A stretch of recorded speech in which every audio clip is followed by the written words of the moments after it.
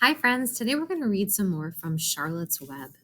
So, just as a reminder where we left off, Wilbur found out some terrible, horrible news that there was a plot to kill him at Christmas time, and he was not so excited hearing about that.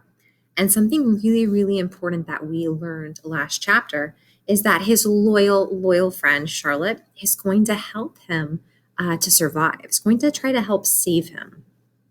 So we're opening up today to page 52, chapter 8, called A Talk at Home. So open up to page 52 with me. On Sunday morning, Mr. and Mrs. Arable and Fern were sitting at breakfast in the kitchen. Avery had finished and was upstairs looking for his slingshot. "Did you know that Uncle Homer's goslings had hatched?" asked Fern. "How many?" asked Mr. Arable. "7," replied Fern. "There were 8 eggs, but 1 egg didn't hatch, and the goose told Templeton she didn't want it anymore, and he took it away." "The goose did what?" asked Mrs. Arable, gazing at her daughter with a queer, worried look. "Told Templeton she didn't want the egg anymore," repeated Fern. "Who is Templeton?" asked Mrs. Arable. "He's the rat," replied Fern. "None of us like him much." "Who's us?" asked Mr. Arable. "Oh, everybody in the barn cellar. Wilbur and the sheep and the lambs and the goose and the gander and the goslings and Charlotte and me." "Charlotte," said Mrs. Arable. "Who's Charlotte?" "She's Wilbur's best friend. She's terribly clever." "What does she look like?" asked Mrs. Arable. "Well," said Fern thoughtfully, "she has 8 legs. All spiders do, I guess." "Charlotte is a spider?" asked Fern's mother. Fern nodded. "A big gray one. She has a web across the top of Wilbur's doorway. She catches flies and sucks their blood. Wilbur adores her." "Does he really?" said Mrs. Arable rather vaguely.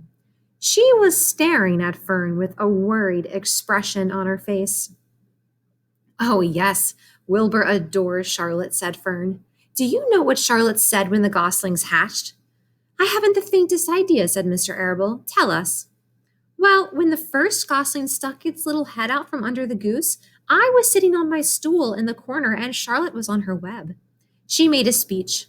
She said, 'I am sure that every one of us here in the barn cellar will be gratified to learn that after 4 weeks of unremitting effort and patience on the part of the goose, she now has something to show for it.'